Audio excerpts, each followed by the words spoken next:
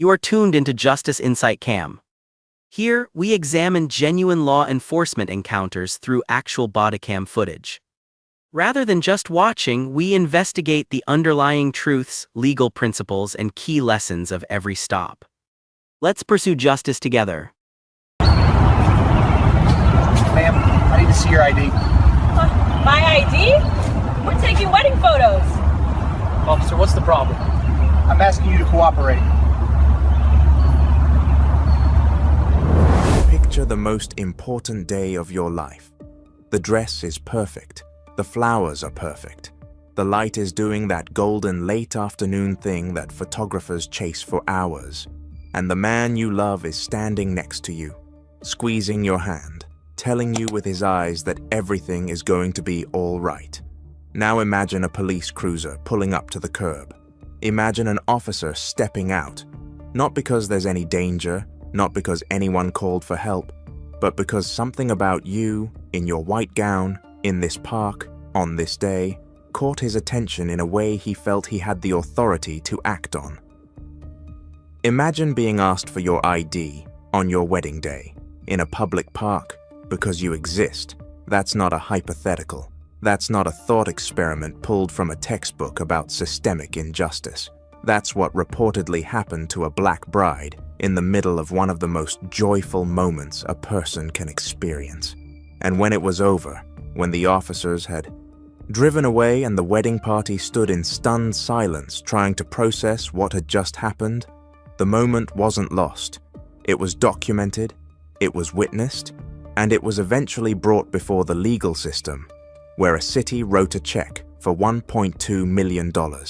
That number matters, not because money erases what happened, but because of what it signals, what it admits, even when no one uses that exact word. Because cities don't pay over $1 million unless something went terribly, undeniably wrong. So let's go back to the beginning. Let's walk through everything that led to that moment in the park, everything that followed, and everything that settlement tells us about the invisible weight Black Americans carry even on the days they're supposed to only carry joy. Weddings take months of planning, sometimes years. Every detail, the venue, the caterer, the florist, the DJ, is the product of countless decisions made across countless evenings, often over spreadsheets and Pinterest boards and quiet conversations about what kind of day you want to remember for the rest of your life. For the couple at the center of this story, that day had finally arrived. According to public accounts of the incident, the bride and groom, both black, were in the middle of a wedding photo session in a park, a public space, open to everyone, on a clear day with the kind of light photographers specifically hope for. The wedding party was together. There was music, probably, laughter, certainly, the particular nervous energy that comes from knowing that this day, of all days, is being permanently recorded. The photographer was doing their job. The couple was doing what couples do during wedding shoots, following directions, holding poses, trying to look natural, while being acutely aware that they're being watched through a lens. And then a different kind of lens arrived. A police officer in a patrol vehicle reportedly stopped near the area the wedding photos were being taken. What followed, according to witnesses and legal filings, was not a brief, polite check-in. It was a confrontation. The officer reportedly demanded identification from members of the wedding party, including, by multiple accounts, the bride herself. Let that image settle for just a moment. A woman in a wedding gown, standing in a public park, being asked to prove she has a right to be there. There is no ordinance that requires a bride to carry identification during her own wedding photo session. There is no law, local, state, or federal, that gives an officer the authority to demand EID from a person who is not suspected of committing a crime, who is not creating a disturbance, who is not obstructing anything. The legal standard for that kind of stop has been argued in courts across this country for decades, and the answer has never changed. You need reasonable, articulable suspicion that a crime has occurred or is occurring. Standing in a park in a wedding dress does not meet that standard, but the officer reportedly didn't seem concerned with that standard, and what happened next would set off a chain of events that would not end for years, and would not end quietly. According to legal documents and accounts from those present, the officer's behavior during the encounter was described as aggressive, demeaning, and racially motivated. The bride was not simply asked politely and then left alone when she expressed confusion or discomfort. The confrontation, by multiple descriptions, escalated. Members of the wedding party, people dressed for a celebration, gathered around a woman in white, reportedly found themselves in the middle of what felt less like a routine check and more like an interrogation. The joy of the occasion curdled into something else entirely. Fear, confusion, humiliation. The kind of humiliation that doesn't wash off when you take the dress off later that evening. Think about the photographer in that moment.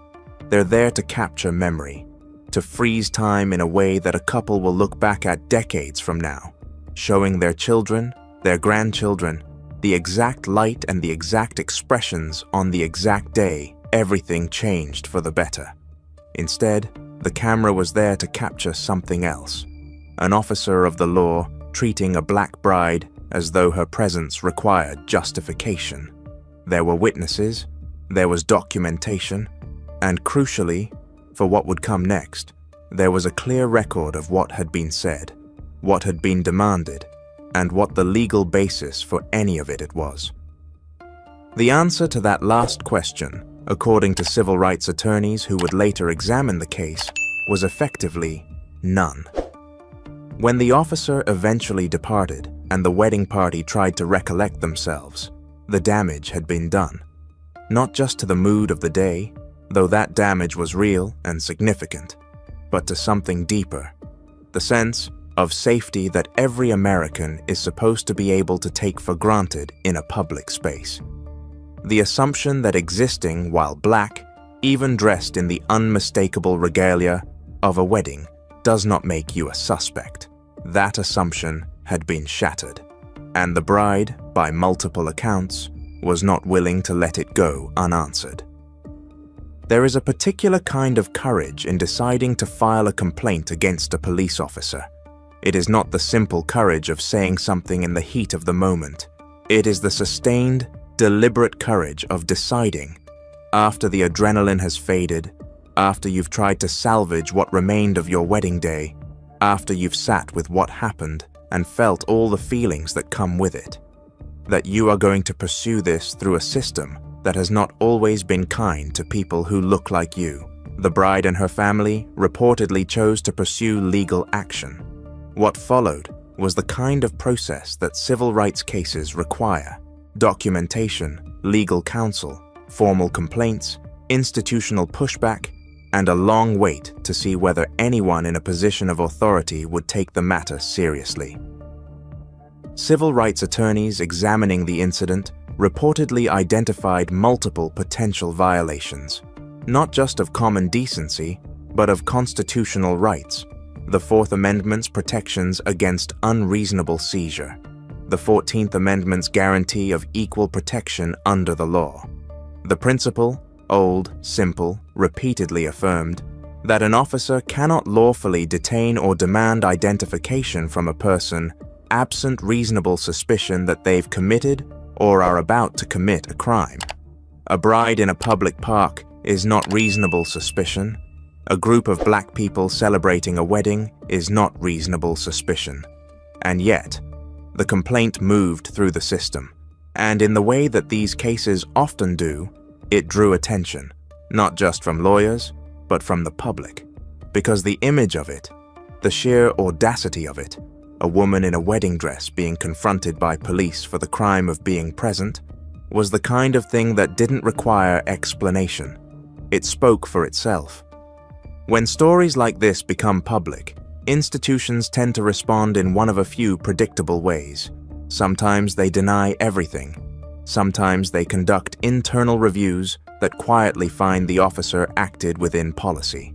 Sometimes they offer vague language about ongoing investigations and commitments to reviewing training procedures. And sometimes, when the evidence is overwhelming and the legal exposure is undeniable, they write a check. In this case, according to public reporting on the settlement, the city ultimately agreed to pay $1.2 million to resolve the lawsuit. $1,200,000. Now, settlements come with fine print. In most civil cases, a settlement is not an admission of liability. The city can write a check and simultaneously say, officially, that no wrongdoing occurred. Lawyers on both sides understand this dance, and they perform it fluently. The plaintiff receives compensation. The institution avoids a trial and the evidentiary exposure that comes with it. But here's the thing about a settlement of this size, in a case like this one. It says something whether the city admits it or not. Cities don't spend over $1 million of taxpayer money settling cases they believe they can win. They settle when the calculus of litigation becomes too uncomfortable, when the documents that might be produced in discovery, the witnesses who might testify, the video that might be played for a jury, are collectively more damaging than the settlement figure itself. $1.2 million is an amount that triggers accountability. It shows up in budgets, it requires explanation to city councils and taxpayers and reporters filing public records requests. It generates a paper trail, and that paper trail, in its own bureaucratic way, is a kind of admission. Not the kind that appears in a legal filing, but the kind that exists in the spaces between the lines. The city, in essence, looked at what the officer did on that day, in that park, to that bride, and decided it was worth more than $1 million not to let a jury see it. That's not exoneration. That's not a clean bill of health. That is the city of wherever this happened saying, we are not willing to let this go in front of 12 people and see what they decide. One of the most painful parts of stories like this one is the question of what happens to the officer. In the American legal and institutional framework, civil settlements and individual officer accountability are almost entirely separate tracks. A city can pay a massive settlement while the officer at the center of the incident continues to serve on the force. The officer may face internal disciplinary proceedings, or may not. They may be retrained, reassigned, suspended, or they may be quietly allowed to continue exactly as before. This is not a hypothetical gap in the system. It is one of the most well-documented structural failures in American policing. Civil rights advocates have argued for years that as long as municipalities absorb the financial cost of officer misconduct, rather than the officers themselves, there is limited incentive for individual behavioral change. The city pays, the officer goes back to work, and the next person who gets stopped in a park on the wrong day has no idea any of this ever happened. The doctrine of qualified immunity, which shields officers from personal civil liability in most circumstances, has been at the center of this debate for decades. Critics argue it creates a perverse structure. Officers are indemnified against the consequences of their decisions, even when those decisions are wrong, even when they cost the city significant sums. Supporters argue it's necessary to allow officers to make split-second decisions without fear of personal financial ruin. What's not disputed is the outcome. In cases like this one, it is typically the city, and by extension, the taxpayers, who bear the financial weight of officer misconduct, not the officer themselves. Whether the officer in the bride's case faced any meaningful individual consequences and what form they took was not, as of available public accounts, part of the settlement resolution. That silence is its own kind of statement. Here is the uncomfortable thing about this story. It is not unique. Documented incidents of Black Americans being confronted by police in public spaces for engaging in entirely lawful behavior have become their own genre of American news. A black man waiting for a meeting at a coffee shop, a black family barbecuing in a public park, a black student napping in a dormitory common room, a black woman selling water on a sidewalk, black teenagers swimming in a community pool, a black bird watcher asking a woman to leash her dog. Each of these incidents, in isolation, can be explained away. Misunderstanding, overreaction, unfortunate, but not necessarily systemic. But the accumulation of them, documented across a span of years, occurring in different cities, with different officers, in different regions of the country, draws a picture that is difficult to look away from. Social scientists and legal scholars use the phrase racial threat perception to describe a documented bias in threat assessment, the research-backed phenomenon in which black individuals are more likely to be perceived as threatening or suspicious, even when their behavior is identical to that of non-black individuals in the same context. Study after study, using a range of methodologies, has found this pattern. It appears in laboratory settings, it appears in analysis of real-world police data, and it appears in the most human and devastating way possible in stories like this. 1. A woman in a white dress, flowers in her hair, love in the air around her, perceived as someone who needed to be checked. That's not an accident, it's a pattern, and patterns, especially ones that cost cities over $1 million per incident, eventually have to be addressed, not just with settlements, but with structural change. Let's be precise about something. When a city settles a civil rights lawsuit for $1.2 million, that money doesn't come from a government line item labeled Misconduct Fund. It comes from the general operating budget of the municipality, the same pool of resources that funds road repairs, school programs, fire departments, libraries, and social services. Every dollar paid to settle a case like this is a dollar not spent on something else, on something a community chose through the democratic process, on infrastructure or public health or after-school programs or any number of things that a city's residents actually voted for. The financial cost of police misconduct, in other words, is a tax. It is paid by the people of a city, including the very communities that are most likely to be on the receiving end of that misconduct in the first place. Black families in the city where this happened pay into the municipal budget that is now $1.2 million lighter because an officer decided that a black bride in a park needed to be interrogated. There is something almost perfectly circular about that injustice, and until cities start finding ways to make that cost visible, to connect it explicitly in the public conversation to the specific decisions that generated it, the incentive structure doesn't change. Officers continue to act on biased threat perception because the consequences fall on someone else, on the budget, on the taxpayer, on the next generation of city services. Civil rights advocates have long pushed for greater financial transparency around misconduct settlements.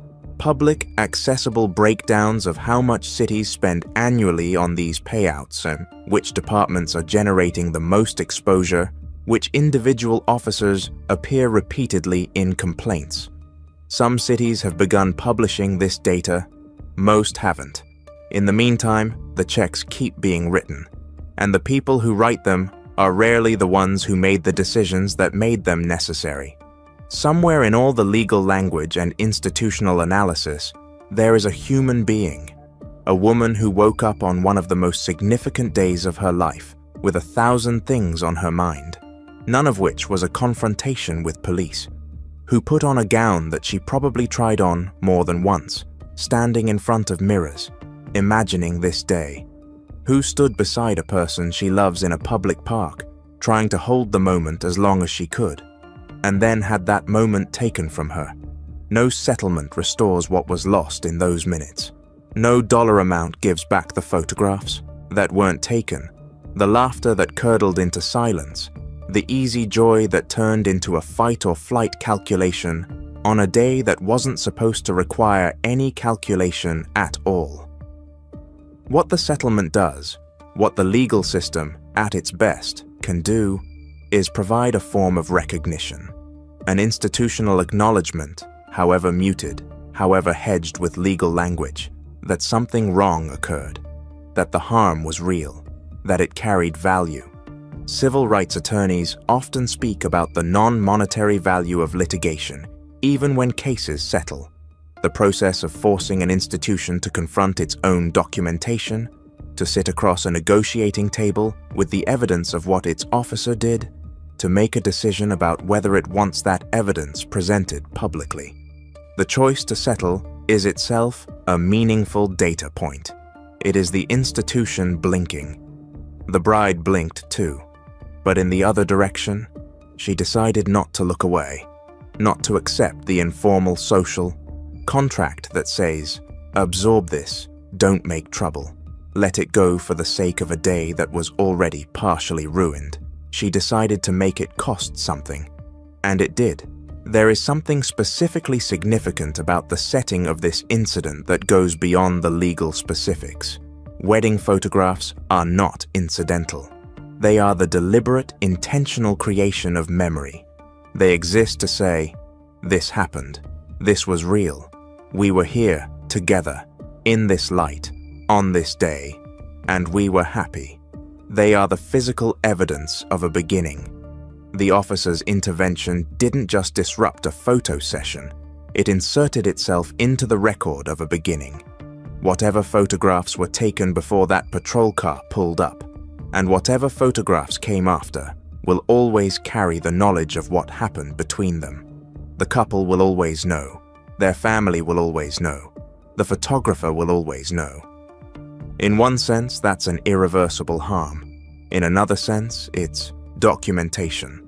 The same impulse that drives couples to hire photographers, to make the invisible visible, to preserve what might otherwise be forgotten, is what made this incident survivable in the long run, because it was seen, because it was remembered, because there were people present who refused to let it be quietly absorbed into the background noise of ordinary injustice. The wedding photographs still exist. So does the record of what happened to interrupt them. Let's sit with the full picture for a moment. A black couple plans a wedding. They do everything right. They find a venue. They hire a photographer. They gather their family. They dress in their finest. They find a beautiful spot in a public park. They are doing something entirely legal, entirely joyful, entirely human. And a representative of the state arrives to interrogate them. Not because of anything they did, not because of any complaint, not because of any observable behavior that could by any reasonable standard be described as suspicious. By all available accounts, because they were black people in a space where, apparently, a particular officer felt empowered to question their right to be there. That is what the law eventually determined was worth $1.2 million. That is the cost that was attached to a few minutes of one officer's decision-making. But the deeper question, the one that doesn't get resolved by a settlement, is about the conditions that made that decision possible.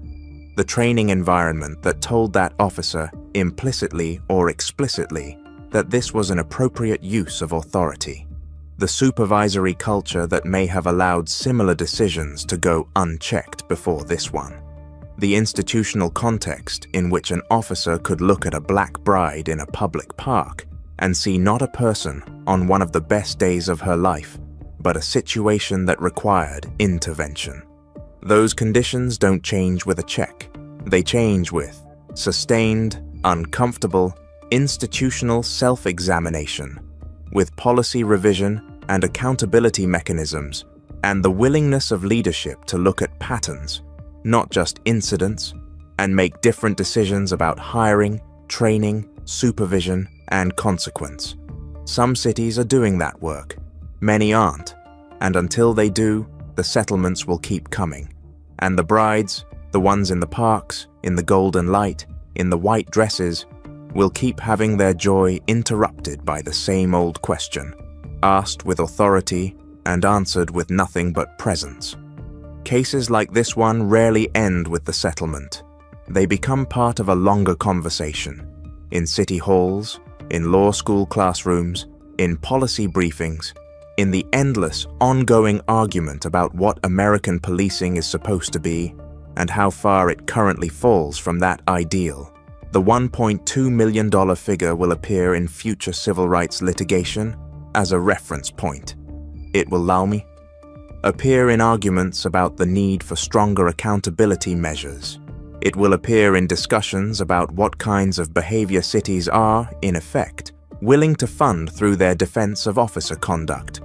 And the story itself, the bride, the park, the white dress, the patrol car, will remain what it was from the moment it occurred, a clear, legible image of something that should not happen, of a gap between the stated values of a democratic society and the lived reality of a significant portion of its citizens.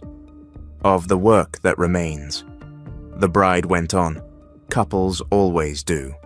The wedding, by all accounts, happened. There are photographs. There is, somewhere, a record of joy that predates and postdates the interruption.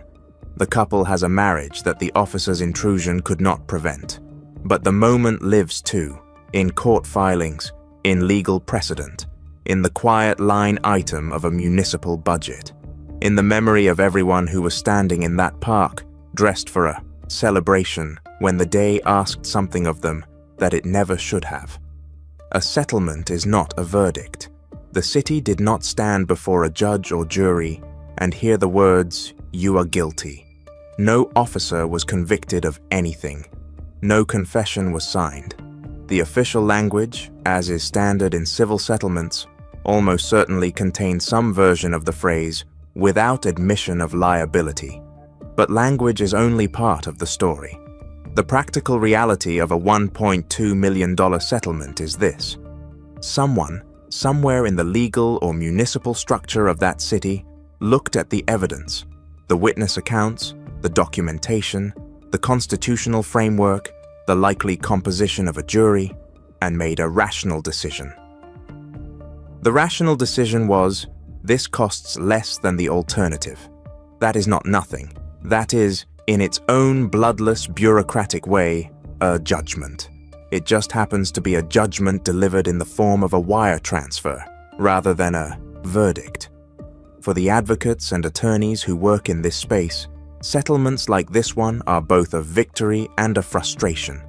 A victory because the city paid, because the harm was acknowledged in the only language institutions reliably speak, money. Because the bride and her family received something material in exchange for what was taken from them. A frustration because the settlement resolves the case without resolving the problem.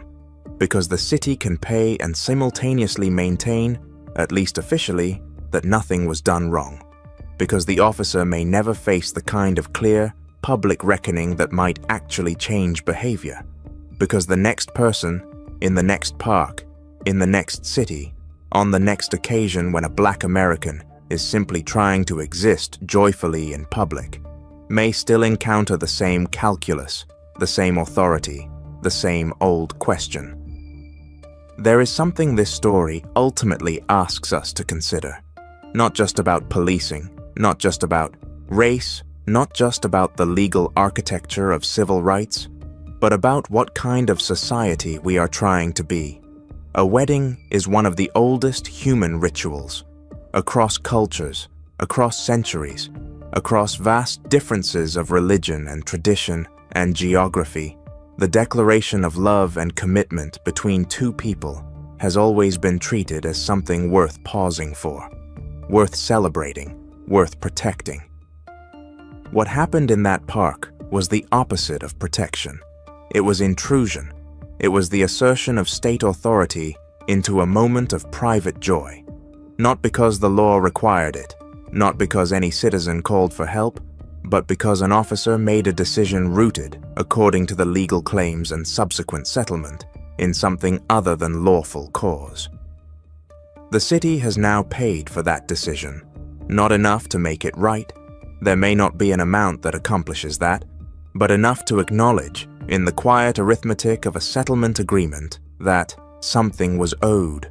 What remains is the harder work, the work of building institutions that don't create these moments in the first place, that train officers to see all people, in all clothes, in all parks, on all the best and worst and most ordinary days of their lives, as people deserving of the same presumption of belonging. The bride deserved that presumption.